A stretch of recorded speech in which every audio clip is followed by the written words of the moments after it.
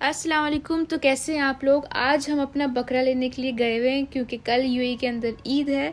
तो हम ये बहुत एंड टाइम पे लेते हैं क्योंकि यहाँ पे दुबई में ऐसा होता है बिल्डिंग्स के अंदर हम रख नहीं सकते।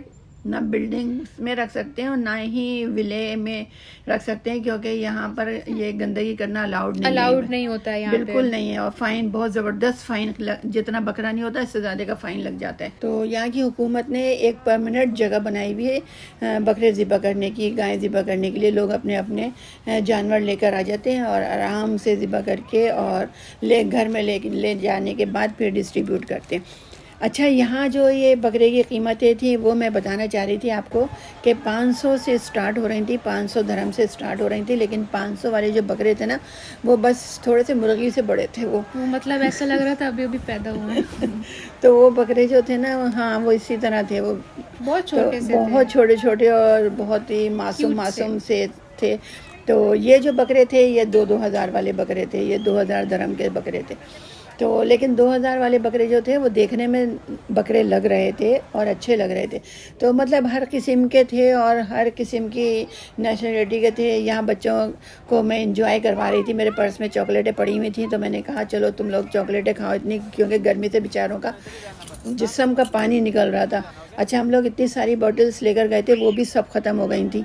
तो उसके बाद अभी किसी बच्चे के हाथ में वो पानी की बोतल्स भी है, लेकिन हम लोगों ने सब ने बहुत इंजॉय करा। और इतना वेट करने के बाद फाइनली हमारे बकरे आ गए थे। बकरे, हाँ, हम लोग तो बाहर, हम लोग अंदर नहीं जा सकते थे क्योंकि रश बहुत था। तो हम बच्चों को लेके बाहर खड़े हुए थे यहीं पर ही। फिर जितने भी जेंट्स थे फैमिलियों के, वो सब अंदर गए हुए थे और वो सब 6 बकरे लेकर आ गए थे। मतलब 3 फैमिलियाँ थी, तो 3 फैमिलियों के 6 बकरे आ गए थे। और बकरे भी इतने ज़बरदस्त, माशाल्लाह, बहुत खूबसूरत से बकरे थे। इस दफ़ा जो हम लोग ये मंडी में बकरे देखने गए या लेने गए, तो बहुत अरसे के बाद गए थे। हम लोग नहीं जाते थे, लेडीज़ नहीं जाती थी, जेंट्स ही जाकर लेकर आते थे। लेकिन ये सिर्फ हमदान की वजह से कि हम लोग भी चले गए, क्योंकि वो ज़िद कर रहा था और फिर इसको संभालना भी मुश्किल था। असल में यहाँ का जो कानून है और यहाँ की जो सफाई है, यहाँ बकरों को लेके ना रोडों पे नहीं घूम सकते, गलियों में लेके बच्चे नहीं जा सकते।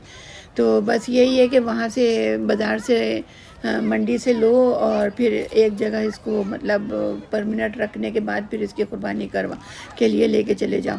तो यहाँ बच्चे जो होते हैं ना, बहुत ज़्यादा एक्साइटेड हो रहे थे, क्योंकि उनको इतना मौका नहीं मिलता कि बकरों को लेके घूमें या लेके जाएं कहीं पर। इसलिए ईद और बकरा ईद सिर्फ अपनी कंट्री में ही अच्छी लगती है। यहाँ पे तो पता ही नहीं चलता कि ईद भी हो रही है। नहीं, ईद बकरा ईद की बात नहीं है। कोई भी ओकेशन यहाँ पे कर लो, शादी ब्याह कर लो या कुछ भी कर लो ना, तो वो अपनी कंट्री की जो रौनक है ना, वो अपने अपने लोगों में अपने अपने लोग होते हैं, अपनी कंट्री है, तो वहाँ की तो बात ही कुछ और है। परदेश ही होता है और ऐसे मौक़ों पे ना ज़्यादा याद आता है अपना मुल्क। तो ये थी दुबई की साफ़ सुथरी सी मंडी। यहाँ पे कोई स्मेल नहीं थी, कोई बदबू नहीं थी, कोई मतलब बकरों की थी। बकरों की तो होगी ना, लाजमी होगी, लेकिन कोई इस तरह की गंदगी नहीं थी। हाँ, कि हमारे पैर गंदे हो रहे हैं या हमारे शूज़ गंदे हो रहे हैं या हमारे अल्लाह का शुक्र है, कुछ भी ऐसा नहीं था। वो तो स्मेल तो आएगी लाजमी वो अंदर। और अंदर भी जहाँ पे ये बकरे थे वहाँ पे भी बहुत सफाई थी, बहुत ज़्यादा सफाई थी।